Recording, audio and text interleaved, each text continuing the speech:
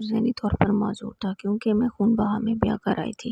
میرے بھائی کے ہاتھوں شوہر کا بھائی مارا گیا تھا۔ اس وجہ سے مجھ پر ظلم کے پہاڑ توڑے جاتے۔ سارا دن کام کرتی تھی۔ حویلی کی عورتیں مجھ سے کام کرواتی اور مرد بھی مجھے نوکرانی سمجھتے تھے۔ میرا دیور مجھے مارتا تھا اور ظلم کرتا تھا۔ ایک روز روتے ہوئے اپنا غم ہلکا کرنے کے لیے پاگل شوہر کو سب بتایا تو پاگل شوہر نے ایسی حرکت کی جسے دیکھ کر میں دنگ رہ گئی۔ وہ تو پاگل ہونے کی ایکٹنگ کر رہا تھا۔ یہ کہانی کوئی یوں شروع ہوئی جب میرا دیور میرے سامنے موت کے فرشتے کی طرح موجود تھا اور میں خود کو کوس رہی تھی کہ میں نے آج اسٹور روم کی کنڈی کیوں نہیں لگائی۔ یہ تو میرے لیے زندگی موت کا مسئلہ تھا۔ میں کیسے بھول سکتی تھی جبکہ وہ آہستہ آہستہ میری طرف بڑھ رہا تھا اور پھر اس نے مجھے بہت مارا۔ میں زور زور سے چیخ رہی تھی مگر یہاں میری کوئی پکار سننے والا نہیں تھا اور یہ سب کرنے والا کوئی اور نہیں بلکہ میرا دیور تھا۔ مجھے لگا تھا یہی قیامت کی گھڑیاں ہیں لیکن میں نہیں جانتی تھی کہ میرے اوپر یہ قیامت روز بیتنے والی ہے۔ 18ویں صدی سے لے کر 21ویں صدی تک بہت کچھ بدل گیا۔ انسان نے ترقی کی کئی منازل طے کر لی ہیں۔ جسمانی شکل سے مشینوں پر، مشینوں سے روبوٹ تک پہنچ گیا۔ کچے مکانوں کی جگہ پکے مکانوں نے لے لی ہے۔ چھوٹے قصبے بڑے شہروں میں تبدیل ہو گئے ہیں۔ جگہ جگہ پر اسکول، کالج اور ہاسپٹلز کی سہولیات میسر ہیں۔ دنوں کا سفر گھنٹوں اور گھنٹوں کا سفر منٹوں میں طے ہونے لگا ہے۔ فضاؤں کا سینہ چیر کر انسان خلا میں پہنچ گیا ہے اور چاند اور دوسرے سیاروں پر بھی زندگی آثار ڈھونڈنے لگا ہے۔ مگر ترقی کی اتنی منازل طے کرنے کے باوجود اس صدی سے لے کر اس صدی تک کا ایک چیز متواتر قائم ہے، وہ ہے عورت کی تذلیل۔ کئی زمانے گزر جانے کے باوجود عورت آج بھی اسی طرح ذلت اٹھا رہی ہے جیسے کہ زمانہ جاہلیت میں اٹھا رہی تھی۔ ہم بس عورت کو رسوا کرنے کے انداز بدل گئے ہیں۔ پہلے زمانہ جاہلیت میں لوگ بیٹیوں کو پیدا ہوتے ہی زندہ دفن کر دیا کرتے تھے۔ پھر ہمارے نبی کریم صلی اللہ علیہ وسلم کا دین آیا اور آپ صلی اللہ علیہ وسلم سب کے لیے رحمت کا پیغام بن کر آئے۔ بیٹیوں کو ان کے حقوق ملنے لگے اور عورت کا بول بالا ہو گیا۔ اس زمانے میں عورت نے جنگوں میں بھی حصہ لیا، گھڑ سواری، تلوار بازی، تیر اندازی بھی سیکھی، گھرداری بھی سنبھالی اور دین کی اشاعت کا کام بھی کیا۔ دین اسلام نے ماں کے قدموں میں جنت رکھ دی تو بیوی کو آدھا دین قرار دے دیا ہے، بیٹی کو رحمت بنا دیا ہے تو بہن کو غیرت بنا دیا۔ الغرض عورت کے ہر روپ کو محبت قرار دے دیا گیا۔ مگر آج کا زمانہ پھر سے جاہلیت کا زمانہ بن گیا ہے۔ اب بیٹیوں کو زندہ دفن تو نہیں کیا جاتا لیکن ایسے کام ضرور کیے جاتے ہیں جن سے بیٹیاں جیتے جی زندہ درگور ہو جاتی ہیں۔ کبھی انہیں تعلیم کے حق سے محروم رکھا جاتا ہے تو کبھی دگنی عمر کے مرد سے بنا کر اس کی مرضی پوچھے شادی کی جاتی ہے۔ کہیں پر عورت کو بنی کر دیا جاتا ہے تو کہیں اسے خون بہا کے بدلے دے دیا جاتا ہے۔ یہ معاشرہ کل بھی مردوں کا تھا اور آج بھی مردوں کا ہے۔ یہاں صرف مردوں کی اجارہ داری ہے، عورت کو اپنے لیے بولنے کا حق حاصل نہیں ہے۔ میرے اوپر بھی میرے گھروں کے مردوں کی اجارہ داری چلی تھی اور میں نے ایسے جرم کی سزا پائی تھی جو کبھی کیا نہیں۔ ستم یہ تھا کہ پڑھی لکھی ہونے کے باوجود میں اپنے لیے کچھ نہیں کر سکتی تھی۔ میں اپنی انہی سوچوں میں گم تھی جب میری کمر پر ایک زوردار لات پڑی اور میرے کی شدت سے بلبلا اٹھی۔ پیچھے مڑ کر دیکھا تو میری ساس آنکھوں میں کیل لیے مجھے گھور رہی تھی۔ کہنے لگی، ہڈ حرام، کام تیرا باپ آ کر کرے گا، پتہ نہیں کس کے خیالوں میں کھوئی ہوئی ہو۔ میں جلدی سے اٹھی اور ہڑبڑاتے ہوئے کام کرنا شروع کر دیا۔ اسی ہڑبڑاہٹ میں میرے ہاتھ سے کپ چھوٹ کر گرا اور ٹوٹ کر چکنا چور ہو گیا۔ میری ساس نے 3-4 گھونسے میری کمر میں رسید کیے اور کہنے لگی، یہ نقصان تیرا باپ آ کر بھرے گا، جب دیکھو کچھ نہ کچھ تباہی پھیلا کر رکھتی ہو۔ اس کے ساتھ ہی گالیوں کا ایک نہ ختم ہونے والا سلسلہ شروع ہو گیا۔ یہ گالیاں میری عزت نفس پر بڑا تازیانہ تھی مگر میں چپ چاپ سر جھکائے اس کی مار برداشت کر رہی تھی۔ گالیاں سن رہی تھی کہ میں زبان سے اف تک نہیں کر سکتی تھی کیونکہ میں خون بہا میں آئی تھی۔ میرے ساتھ ہونے والے سلوک پر ان سے پوچھنے والا کوئی نہیں تھا۔ میں ان کی جاگیر تھی، وہ جو چاہتے میرے ساتھ سلوک کرتے، ان سے پوچھنے والا کوئی نہیں تھا۔ گھر کی ہر عورت یہاں تک کہ نوکرانی بھی مجھ سے بہتر تھی۔ مرد مجھے اپنی جاگیر سمجھتے تھے۔ میرا سر اور میرے شوہر کے چھوٹے بڑے سب کزن مجھے ذلیل کرتے تھے۔ میرا ایک دیور مجھے بہت ذلیل کرنے کرنے کی کوشش کرتا تھا، اس لیے اس سے ہر وقت ڈری رہتی تھی۔ میں جانتی تھی میری دادرسی کرنے والا یہاں کوئی نہیں ہوگا، اس لیے سب برداشت کرنے پر مجبور تھی۔ رات کے سب کام نپٹا کر اسٹور روم میں چلی آئی اور یہاں تک کہ یہی میرا گھر تھا جہاں پر میں نے بوسیدہ کپڑوں کے چند جوڑے رکھے ہوئے تھے۔ مجھے جو وقت ملتا تھا میں یہیں پر سو جایا کرتی تھی۔ یہ کمرہ ہی میری آخری پناہ گاہ تھا۔ میں نے جب بھی یہاں سونے کے لیے آتی تو دروازے کو اندر سے لاک کر لیا کرتی تھی اور پھر کسی بھی صبح ہونے سے پہلے دروازہ نہیں کھولا کرتی تھی۔ میں نہیں جانتی تھی کہ کب کون آ کر مجھے ذلیل کرنے آ جائے۔ یہاں میں نے ہر قسم کی اذیت برداشت کی تھی، لیکن میری عزت محفوظ تھی اور یہ بھی اللہ تعالیٰ کی طرف سے بڑا کرم تھا۔ آج مجھے صبح سے بخار تھا، لیکن آرام کرنے کی کسی صورت اجازت نہیں تھی۔ میں کچن میں برتن دھو رہی تھی جب مجھے زوردار چکر آیا اور میں زمین پر بیٹھ گئی۔ اسی لمحے میرے شوہر کے چچا زاد کی بیوی کچن میں آئی اور نیچے بیٹھا دیکھ کر اس نے مجھے گالیوں سے نوازنا شروع کر دیا۔ گالیاں شاید اس خاندان کی پرانی روایت تھی، لیکن سوائے ان گالیوں کو سننے کے میرے پاس اور کوئی چارہ نہیں تھا۔ حسب معمول میں نے کام ختم کرنے کے بعد اسٹور روم میں جا کر بنا لی تھی، لیکن آج میں کنڈی لگانا بھول گئی اور یہی میری زندگی کی سب سے بڑی غلطی تھی۔ آج میں نے جلدی جلدی اپنے کام ختم کیے تھے اور اس سے پہلے کہ کوئی مزید مجھے دوسرا کام بولتا میں جلدی سے اسٹور روم میں آ گئی تھی اور اندر سے کنڈی لگائی تھی۔ میں نہیں جانتی تھی کہ جو کچھ کل میرے ساتھ ہوا تھا وہ آج بھی ہو۔ میں جیسے ہی اپنے سونے کی جگہ پر گئی تو یہ دیکھ کر میری چیخ نکل گئی کہ میرا دیور آج پہلے سے کمرے میں موجود تھا۔ اس نے ایک بار مجھے مارنا شروع کر دیا تو میں نے اس کے سامنے ہاتھ جوڑ دیے اور اس کی منتیں کرنے لگی کہ وہ مجھے چھوڑ دے۔ میں اسی واسطے دے رہی تھی اور یہ کہہ رہی تھی کہ وہ مجھے نہ مارے۔ میں اس کی حرکت کے بارے میں کسی کو کچھ نہیں بتاؤں گی۔ وہ میری بات سن کر زور زور سے ہنسنے لگا اور کہنے لگا، جاؤ، تم نے جس کو بتانا ہے بتا دو، کوئی تمہاری بات پر یقین کر لے تب کہنا۔ تم خون بہا میں آئی ہو، تم ہماری غلام ہو، تم بھول گئی ہو جس وجہ سے تمہیں خون بہا میں لایا گیا ہے، یا میں تمہیں وہ وجہ یاد دلاؤں؟ تم سب سے نفرت کرتے ہیں تو تمہاری بات پر کوئی اعتبار نہیں کرے گا، اور اگر کسی نے اعتبار کر بھی لیا تو بھی کوئی تمہیں انصاف نہیں دلائے گا کہ تم سب کی دشمن ہو۔ تمہارے ساتھ ہوئے اس سلوک پر کسی کو کوئی افسوس نہیں ہوگا۔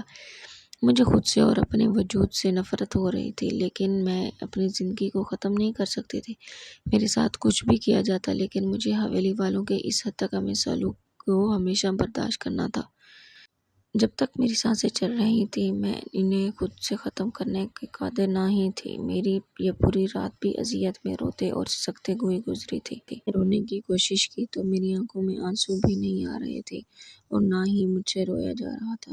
میری آنکھوں سے یہاں سے ٹوٹ کر گرے اور پہلی بار میں نے اللہ سے دعا کی کہ بھلے ہی مجھے خون بہا میں دے دیا گیا، مگر کم از کم اتنا ہوتا کہ میرے شوہر کے حواس و بحال ہوتے۔ میرے ساتھ بھلے ہی جانور جیسا سلوک کیا جاتا، لیکن ایک ذہنی مریض کے ساتھ میری شادی ہو چکی تھی جو بالکل پاگل تھا۔ اسے پتہ ہی نہیں تھا کہ میں اس کی بیوی ہوں، تو میری حفاظت کیا خاک کرتا۔ آنسو میری آنکھوں سے ٹوٹ ٹوٹ کر بہہ رہے تھے۔ میں اس وقت صرف اور صرف اپنے لیے موت مانگ رہی تھی۔ صبح فجر کی اذانوں سے پہلے میں جاگ گئی تھی، جبکہ میں ویسے ہی بے یار و مددگار پڑی رہ گئی۔ میں نے اٹھ کر اپنے گرد دوپٹہ لپیٹا اور اپنے شوہر کے کمرے کے پاس جا کر بیٹھ گئی۔ کچھ دیر بعد دروازہ کھلا تو میرا شوہر ہاتھ میں اپنا بھالو لیے کھڑا تھا۔ میں اس کے قریب جا کر بیٹھ گئی اور اس سے کہا کہ تمہارے ساتھ میں شادی ہو گئی ہے، لیکن تمہارے حواس ہی بحال نہیں ہوتے۔ تمہیں معلوم ہی نہیں ہے کہ یہاں میرے ساتھ کیا ہو رہا ہے۔ مجھے برباد کر دیا ہے، میری روح میں ایسے نچھر لگے ہیں جس کی تکلیف مجھے اندر تک گھائل کر رہی ہے، مگر تمہیں کہاں اس تکلیف کی جس وجہ سے میں گزر رہی ہوں۔ اپنے بھائی کی موت کا تم نے خوب بدلہ لے لیا، مجھے جیتے جی مار دیا، میرے بھائی نے قتل کیا تو اس سب میں میرا کیا قصور تھا؟ خون بہا کے بدلے میری جان ہی لے لیتے۔ میں اپنے دل کا غم ہلکا کر رہی تھی۔ ایسا پہلی بار ہوا تھا کہ میں اپنے شوہر کے کمرے میں آئی تھی اور اس سے کوئی بات کر رہی تھی، کیونکہ اب میرا دل بھر چکا تھا، میری برداشت ختم ہو چکی تھی۔ مجھے کوئی ایسا چاہیے تھا جس کے ساتھ میں اپنا غم بانٹ سکتی۔ کافی دیر اپنے دل کا حال سنانے اور اپنا دل ہلکا کرنے کے بعد میں نے اب یہاں سے جانا چاہا، کیونکہ اگر کوئی یہاں پر اپنے شوہر کے ساتھ بیٹھے ہوئے دیکھ لیتا تو قیامت آ جاتی۔ بھلے ہی میرا شوہر پاگل تھا، لیکن پھر بھی مجھے اس کے قریب تک نہیں پھٹکنے دیا جاتا تھا۔ میں نے اسے دور سے ہی ایک دو بار دیکھا تھا۔ اس وقت بھی میں جیسے ہی اپنے دل کا حال سنا کر جانے کے لیے اٹھی تو اس نے ایک جھٹکے سے میرا ہاتھ پکڑ لیا۔ میں نے سہم کر اس کی طرف دیکھا۔ مجھے لگا تھا کہ اب یہ مجھے مارے پیٹے گا، یہ شور مچائے گا، میرے ساتھ کوئی غلط سلوک کرے گا۔ مگر یہ جان کر میری حیرت کی انتہا نہ رہی کہ میرا شوہر تو پاگل ہونے کے ناٹک کر رہا تھا۔ وہ تو اچھا بھلا تھا۔ میں اپنے گاؤں کی پہلی لڑکی تھی جو یونیورسٹی لیول تک گئی تھی۔ میں انتہا درجے کی فرمانبردار تھی اور بے حد ذہین تھی۔ میرا اکیڈمک ریکارڈ شاندار تھا اور میرے ریکارڈ کو دیکھتے ہوئے میرے ابو نے مجھے یونیورسٹی میں بھی ایڈمیشن دلوایا تھا۔ سبھی میری بہت تعریفیں کرتے تھے۔ گاؤں میں سب اپنی بیٹیوں کو میری مثالیں دیا کرتے تھے۔ میں 3 بھائیوں کی بے حد لاڈلی بہن تھی اور خوشیوں کے ہنڈولوں میں جھولتے ہوئے دن بہت ہی خوبصورتی سے گزر رہے تھے مگر مجھے خبر نہیں تھی کہ خوشیوں کے دن بہت مختصر ہیں اور جلد ہی ختم ہونے والے ہیں۔ میری سر پر آزمائشوں اور مصیبتوں کا ایک پہاڑ ٹوٹنے والا ہے۔ ہماری بربادی کی داستان اس وقت شروع ہوئی جب میرے سب سے چھوٹے بھائی کے ساتھ والے گاؤں کے لڑکی سے لڑائی ہو گئی اور وہ لڑکا وڈیرا خاندان سے تعلق رکھتا تھا۔ ابو کو جب ان دونوں کی لڑائی کے متعلق پتہ چلا تو ابو نے میرے چھوٹے بھائی کو اس سب سے باز رکھنا چاہا اور کہا کہ ایسا نہ کرو کہ وہ وڈیرا خاندان سے تعلق رکھتے ہیں اور ہم انتہائی شریف لوگ ہیں۔ کہیں ایسا نہ ہو کہ ان کی دشمنی ہمارے گلے پھٹ جائے، کچھ ایسا نہ ہو جائے جس کا مغزانہ میں ساری زندگی بھگتنا پڑے۔ ابو انتہائی شریف النفس انسان تھے، پڑھے لکھے تھے، بینک میں اعلیٰ عہدے پر فائز تھے، لیکن اپنی روایت سے جڑے ہوئے تھے۔ انہوں نے آج تک اس گاؤں کو نہیں چھوڑا تھا جس میں ان کا جنم ہوا تھا۔ ہر روز شہر میں بینک جانے کے لیے انہیں 1.5 گھنٹے کا وقت لگا کرتا تھا، مگر یہ سفر بخوشی طے کر لیا کرتے تھے۔ وہ بچپن سے یہیں پلے بڑے تھے، اس لیے انہیں یہاں کے لوگوں کی خصلت کا اچھے طریقے سے اندازہ تھا۔ وہ نہیں چاہتے تھے کہ کوئی مصیبت ہمارے گلے پڑ جائے اور پھر وہی ہوا جس کا ڈر تھا۔ فہیم نے ابو کے سمجھانے کے باوجود بھی وڈیروں کے لڑکے کے ساتھ دشمنی نہ چھوڑی۔ وہ لڑکا ابو سے بھی ملا اور ہمارے گھر بھی آنے چلنے لگا۔ میرے دوسرے بھائیوں کے ساتھ بھی اس کی دشمنی ہو گئی اور وہ ایک بدتمیز اور خودغرض لڑکا تھا، اس لیے ابو نے فہیم اور اس کے لڑکے کی دشمنی کی مخالفت کروانا بند کر دی۔ میں نے بھی اسے 1-2 بار دور سے ہی دیکھا تھا، کیونکہ اس کی دشمنی صرف گاؤں تک محدود نہ تھی۔ گاؤں والے فہیم اور وڈیرا کے لڑکے کی دشمنی کو اچھی نظر سے دیکھنے لگے اور انہیں لگا کہ شاید یہ سب تعلقات بہتری کا سبب بن گئے، اور ایسا ہی ہوا۔ دوسرے گاؤں کے ساتھ گاؤں والوں کے تعلقات کافی بہتر ہو گئے تھے۔ دونوں گاؤں والے ایک دوسرے کے مددگار بن گئے تھے۔ اس سے پہلے کہ دونوں گاؤں میں کافی گہری دشمنی تھی، پھر ایک دن وہ ہوا جس کا بارے میں کبھی کسی نے خواب میں بھی نہیں سوچا تھا۔ فہیم وڈیروں کا لڑکا اور ان کے دوست پہاڑوں پر گھومنے کے لیے چلے گئے۔ یہاں سے یہ خبر آئی کہ فہیم نے وڈیروں کے لڑکے کو ختم کر دیا، مگر اس بات کے بارے میں جب فہیم نے ہمیں بتایا تو ہمارے ہوش اڑ گئے، جبکہ وڈیرے ہمارے جانی دشمن ہو گئے تھے۔ وہ میرے دوسرے بھائیوں کے بھی پیچھے پڑ گئے تھے۔ ابو نے اپنے پولیس والے دوست سے بات کی تو انہوں نے بھی بیچ میں آ کر دونوں کو ٹھنڈا کیا اور پھر جرگے پر بات ختم کرنے کا فیصلہ ہوا۔ فہیم کا کہنا تھا کہ وڈیروں کے لڑکے کو نہیں مارا، لیکن باقی دونوں دوست یہی گواہی دے رہے تھے کہ فہیم نے اس لڑکے کے ساتھ انبن کے بعد اسے پہاڑوں سے دھکا دیا، جبکہ فہیم ان کی تمام باتوں کو جھٹلا رہا تھا اور کہہ رہا تھا کہ ہم صرف وہاں پر کچھ تصویریں بنانے کے لیے گئے تھے۔ ہمارے پورے خاندان پر ایسی آفت ٹوٹ پڑی تھی جس کی اذیت کا حساب لگانا مشکل تھا۔ میری امی ہر وقت روتی رہتی تھی اور میں خود بھی ہر وقت پریشان اور اپنے بھائیوں کے لیے دعا گو رہتی تھی۔ دوسرے گاؤں والوں نے خون کے بدلے خون کا مطالبہ کر دیا۔ میرے ابو نے فہیم کو آگے کر دیا، کیونکہ اسلام میں بھی خون کا بدلے خون کا حکم دیا گیا ہے۔ ہاں، اگر مقتول کے وارث راضی ہوں تو دوسری صورتیں بھی، مگر وڈیرے کسی بھی صورت اس خون کے بدلے کسی اور چیز پر راضی نہیں ہو رہے تھے۔ مجھ سے یہ سب برداشت نہ ہوا اور میں نے فوراً بیچ میں کود پڑی۔ میں اپنے بھائی کو جان سے جاتے ہوئے نہیں دیکھ سکتی تھی، جبکہ میں یہ بات اچھے طریقے سے جانتی تھی کہ میرا بھائی قتل جیسا گھناؤنا کام بھی کبھی بھی نہیں کر سکتا۔ انتہائی شائستہ مزاج کا انسان تھا جس نے دشمنوں کو بھی دوست بنا لیا تھا، لیکن دشمن اس کے دوست نہیں بن پائے تھے۔ مرتے مرتے بھی اس نے میرے بھائی کو پھنسا دیا تھا۔ جرگے نے وڈیروں کے سامنے خون کے بدلے خون بہا دینے کی پیشکش رکھی تو قتل ہونے والے لڑکے کا چار کو تاؤ دینے لگا اور کہنے لگا کہ دلاور خان کا ایک ہی بڑا بھائی ہے جسے دلاور خان کی موت کا صدمہ لگا۔ وہ پاگل ہو گیا، دلاور خان کا باپ بھی سے پہلے مر چکا ہے، جبکہ ہم عورتوں کو ان تمام معاملوں میں نہیں ڈالتے، اس لیے بہادر خان یعنی وڈیروں کا لڑکا جو قتل ہو گیا تھا کا چاچا انہیں کیسے ایسے میں خون بہا کو قبول کرتا ہوں۔ اس کی بات سن کر میرے ابو اور تینوں بھائی شدید غصے میں آ گئے۔ میرے بھائی نے مجھے دھکا دے کر پیچھے کیا اور کہنے لگا، نہیں، خون کے بدلے خون پی لو، ہم خون بہا کسی صورت نہیں دیں گے۔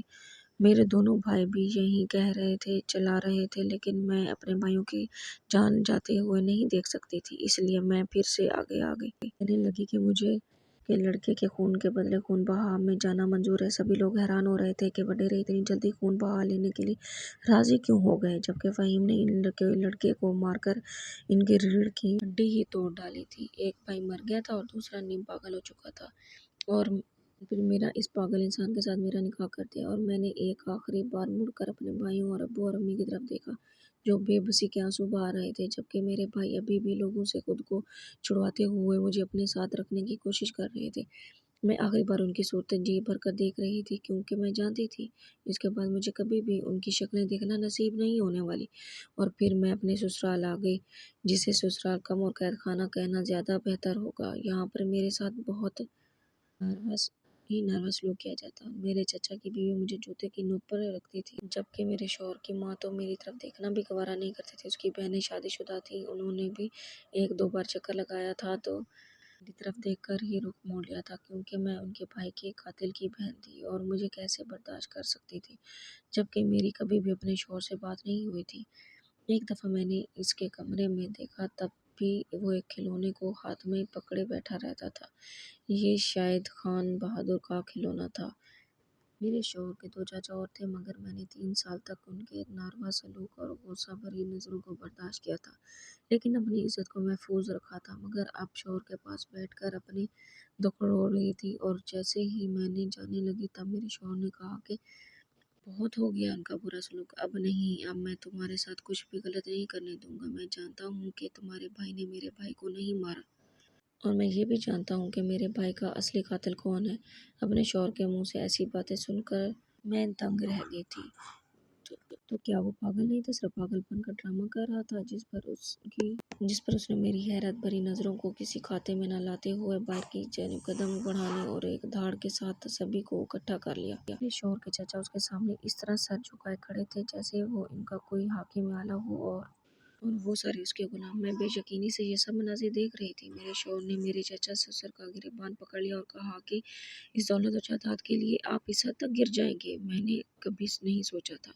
آپ نے میرے بہادر کو مار دیا، آپ نے اس کا خون کر دیا، اور پھر ساتھ والے گاؤں ہوتے ہوئے بھی گنہگار قرار دے دیا، جبکہ آپ اچھے طریقے سے جانتے ہیں کہ بہادر خان اس لڑکے کی کتنی تعریف کرتا تھا، اس میں اس کی جان بسا کرتی تھی، ان سب سے نیت نہیں بھری تھی تو ان کی لڑکی کی خوبصورتی دیکھ کر میرے بھائی کے خون بہا لے لیا۔ آپ ہمارے اتنے ہی سگے ہوتے تو خون کے بدلے خون کا مطالبہ کرتے، نہ کہ ان کی لڑکی کی خوبصورتی کو دیکھ کر میرے بھائی کا خون معاف کر دیتے۔ میرا شوہر گرج رہا تھا، میرے چاچا سسر کی ٹانگیں کانپ رہی تھیں، اور یہی حال ان کی اولادوں کا تھا۔ میرے شوہر نے ان تمام لوگوں کو اپنے گھر سے نکال دیا۔ میں رات گئے تک کچن میں بیٹھ رہی تھی۔ میری ساس نے بھی مجھے معافی مانگ لی۔ اپنے شوہر کے سامنے کیسے جاتی اور میں اسے کیا کہتی، جبکہ میں تو اس کے لائق بھی نہیں رہی تھی۔ میں نے سوچ لیا تھا اپنے شوہر سے یہ مطالبہ کروں گی کہ مجھے میرے میکے واپس بھیج دیا جائے۔ میں رات جیسے تیسے کچن میں ہی بسر کر لیتی ہوں۔ میں نے برتن دھونے والی شیلف پر اپنا سر رکھا اور وہیں بیٹھے بیٹھے سو گئی۔ ابھی مجھے سوئے ہوئے کچھ ہی دیر گزری تھی کہ اچانک عجیب سے احساس سے میری آنکھ کھلی۔ میں نے آنکھ کھول کر سامنے دیکھا تو میرا شوہر میرے سامنے بیٹھا ہوا تھا اور میرے چہرے پر آئے ہوئے بال پیچھے ہٹا رہا تھا۔ میری سانسیں حلق میں ہی اٹک رہی۔ اس نے میرا ہاتھ پکڑ کر مجھے کھڑا کیا اور کہنا کہ میرا فون دھو کر میرے کمرے میں اور مجھے ضروری بات کرنی ہے۔ میرا شوہر تو حکم سنا کر چلا گیا تھا، جبکہ میں دھڑکتے دل کے ساتھ ابھی بھی وہیں کھڑی ہوئی تھی۔ مجھے ایسا لگ رہا تھا جیسے میری جیسے بھی ہو میرا شوہر مجھے قبول کر لے گا۔ میں نے منہ دھویا اور اس کے کمرے کی طرف قدم بڑھا دیے۔ میرے قدم من من کے بھاری ہو رہے تھے اور میرے جانے کو بالکل بھی دل نہیں کر رہا تھا، لیکن مجھے اس کا سامنا کرنا تھا۔ یہ سوچ کر اپنے دل کو مضبوط کرتے ہوئے میں اس کے کمرے میں چلی گئی۔ میں اپنے شوہر کے سامنے جا کھڑی تو اس نے میرا ہاتھ پکڑ کر مجھے اپنے ساتھ بٹھانے اور کہنے لگا کہ سب سے پہلے تو میں تم سے شکوہ کرنا چاہتا ہوں، تمہارے ساتھ اس کا تو برا سلوک ہوتا رہا، اس کے باوجود تم نے مجھے بتانا ضروری نہیں سمجھا۔ تم نے پہلے مجھ سے یہ سب باتیں کیوں نہیں بتائیں؟ تب بھی تم نے مجھے بتانا گوارا کیوں؟ تم شہر کی پڑھی لکھی لڑکی ہو، کیا تمہیں معلوم نہیں ہے کہ تمہارے حقوق کیا ہیں؟ تب میری آنکھوں سے آنسو برسنے لگے۔ میں نے اسے کہا کہ آپ کے آواز باہر نہیں تھے اور نہ ہی مجھے آپ سے ملنے دیا جاتا تھا، یہاں تک کہ کوئی مجھے آپ کے سامنے بھی آنے نہیں دیتا تھا، تو پھر میں کیسے آپ کو سب کچھ بتاتی؟ آج بھی جب میری برداشت ختم ہو گئی تو میرے شوہر کہنے لگا کہ اب تک تم نے بہت برداشت کر لیا۔ میں پاگل نہیں ہوا تھا، بس سب جاننا چاہتا تھا اور اپنے بھائی کے قاتل کا پتہ لگانا چاہتا تھا۔ مجھے تمہارے بھائی پر یقین تھا کہ قتل نہیں کر سکتا تھا۔ تم فکر نہ کرو، میں تمہارے گھر والوں سے کل ضرور ملوں گا۔ اپنی نئی زندگی شروعات کرتے ہیں۔ گزری تمام باتوں کو بھول جاؤ، اگر ہو سکے تو پلیز مجھے معاف کر دو۔